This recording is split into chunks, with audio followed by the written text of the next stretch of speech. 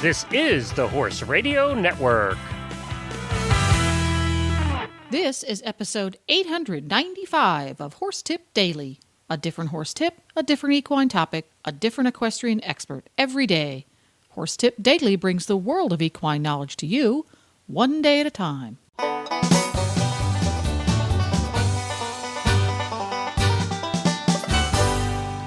Greetings, horse people. Coach Jen here, and thanks for tuning in to Horse Tip Daily. Today's tip is from the Dressage Radio Show. Co-hosts Reese Koffler-Stanfield and Philip Parks answer another listener question, this time about schooling the higher-level movements with an older horse, sans coach. Reese also introduces a new descriptive term for poorly executed flying changes, and Philip offers some great advice about using the relationship between lower and higher-level movements in your training regime. And we'll get right to our tip after this shopping tip from EquestrianCollections.com. Hi, Glenn here with the Horse Radio Network, and I am here with Debbie with the Equestrian Collections Product of the Week. Hi, Glenn. This week I'm featuring a product that I love. It's called the None Finer Pirouette Girth. And this is a dressage girth, and the reason I'm featuring it is because my boy, as everybody knows, he's a gypsy, and I have been through he's wide, and I have been through many, many girths. He would always actually, put his ears back and be a little bit girthy, and so I try a different girth, and I'd have the same problem. And I stumbled across this one, and I got it and tried it, and I'm telling you, it was immediate. He has not been girthy since. I got another one for my sister for her birthday for the same reason. She has a big drum there. Same thing. Minute we put it on, the girthiness stopped. So I said, you know what? I'm going to tell other people about this girth. None Finer is a great product line. You absolutely cannot go wrong with them. And I completely recommend this None Finer Pirouette girth. My friend Stephanie also uses the other None Finer girth, and she swears by that too. So if you're having some girthing problems, I would say take a look at the None Finer line of girths. You will not be sorry. And you can find them at www.equestriancollections.com.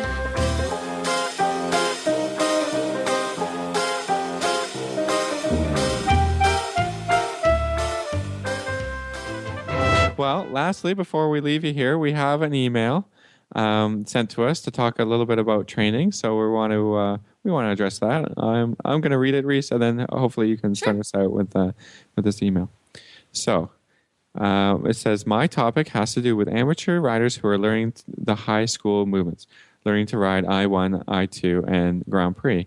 What is the best way for us to school when no trainer is around? I think it is tough for those who have never really schooled the higher levels to know how to plan your session, making sure the horse is warmed up, and then making that transition to working on the movements after you have the horse engaged through and collected.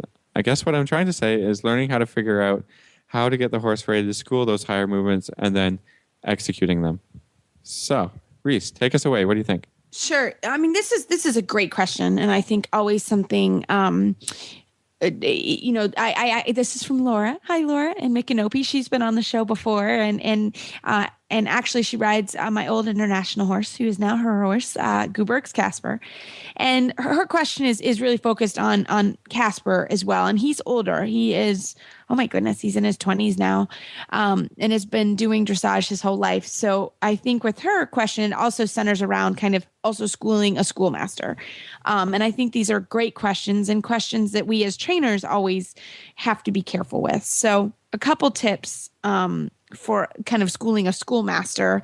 And that is, I don't do, once a horse knows extended trot, I don't do on my older senior members. I don't do a ton of extended trot. I think we've talked about it on the show before that can lead to some suspensory issues and some soundness issues. So that's one thing I don't do personally a lot. And then also with half passes, I think you have to be careful as the movements get higher into the FEI levels, the angles of your half passes get a lot steeper. And I think you have to be very careful, even when you school a Grand Prix horse, to be careful that you're not kind of abusing that half pass angle. That's something that always worries me a little bit, that I'm not going to stress the horse too much with that. You can really work on, for example, half pass. You can work on that, an angle of a half pass, using half pass to shoulder in to half pass without making it too steep of an angle. So I think that's something you should always think about as you're working a horse at the higher levels. Pirouettes, they say with jumpers, they only have so many jumps in them. And I feel the same way with dressage horses. I think they only have so many pirouettes in them. They only have so many piafs in them. So you have to be a little bit careful with schooling it. So kind of wrapping that around to the question, how do you do that without a trainer? That's a very good question. I think that, everybody, including trainers, needs help. And so what I would do is really lean on your personal instructor and say, okay, in the lesson, let's say you ride once a week or twice a week, what are some things that we need to be working on? And check yourself that way. I think that's really important. I also am not a fan of schooling flying changes. If you have any issues with flying changes without a ground person or somebody that can spot a clean or late flying change, I think you have to be very careful with that. I have even told students, please don't do flying changes if I'm not there. And they think, oh my gosh, but flying changes, if you school a lot wrong or incorrectly, they're very, very difficult to fix. Even on a schooled horse, they'll get a little funky with the changes. That's a technical dressage term, funky. Funky. Funky. I felt funky before. Yeah, funky. They just get a little. Yeah, they get a little. They get a little. Confused. So in general, with an older horse, I would be careful with the amount that you school. Always make sure that they're through and together and collected, and you're using the scale of training before you do movements. I would watch the number of movements that you do. Make sure that you're not doing, an older horse who's done half pass his whole life doesn't need to do 25 lines of half passes or 25 pirouettes. Be careful with the numbers. And I also think you need to have a plan for the day. We always talk about a plan, but if you're going to school canter work, then maybe you don't want to do as much trot work that day.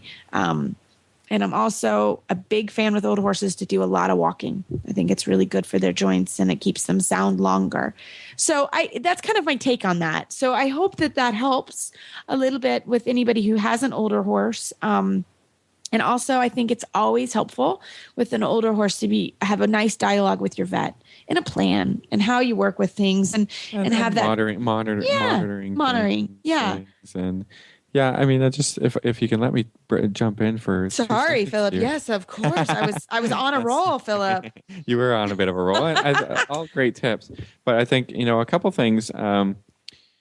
Just back to the training a little bit. If you do a half pass and it doesn't feel great or something's wrong with it, a half pass is still just a summation of other things. So you can definitely go back and do some shouldering. Like if the half pass doesn't feel like it had good bend or good rhythm, go back and work on rhythm and bend and a little shoulder in and a little travers, and then go back to half pass. You don't have to half pass over and then back again and over and back again to fix the problem. I think, the problems in the higher level movements always come back to the basics.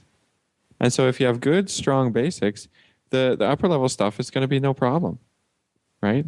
Yeah. So, I like to think about those things, and if a trainer gives you something to work on, whether if it's in the half pass or if it's in a flying change or something, make sure you have all the components, all like the checklist, like, okay, this is what you need before you even attempt to go sideways or before you even attempt to make a flying change. Do you have, do you have the right to ask for it? Do you have a quick canter? Do you have the right bend? Do you have the right rhythm, and work on those things. And then boom, half pass will happen. Flying change will happen. It's easy, right? So, the difficult things, and those are the things that you should be working on in schooling, all the time, and then attempting the upper level movements from time to time. I think that's how I kind of approach those issues and work an older horse and work a trained horse. It doesn't matter. It's just solid basics and good riding. Yeah, exactly. That's about it. That's all I had to say. Love it. Thanks for jumping in. No, I think that's great. And we love listener topics and questions. Keep them coming. Don't be shy. We are happy to answer them as much as we can. And if we can't, we will find somebody that can. So. Well, that pretty much takes care of it. If you have a question for the Dressage Radio Show gang, just go to dressageradio.com and look for the Contact Us tab on the top banner. You can find lots more tips on topics ranging from barn care to websites for horse people at horsetipdaily.com. Look for the Topics drop-down menu on the left. And now you can have all of your Horse Radio Network shows with you wherever you go with our free app for iPhone and Android. Just go to the App Store and search for Horse Radio Network. Download it today. It's free and easy. Don't forget to support our sponsors here on Horse Tip Daily because they really do make these podcasts possible. Today's podcast has been brought to you through the generous support of EquestrianCollections.com. The Horse Radio Network and the Horse Radio Network hosts are not responsible for statements of guests or their opinions. Use your own judgment when listening to the tips provided by the experts on Horse Tip Daily.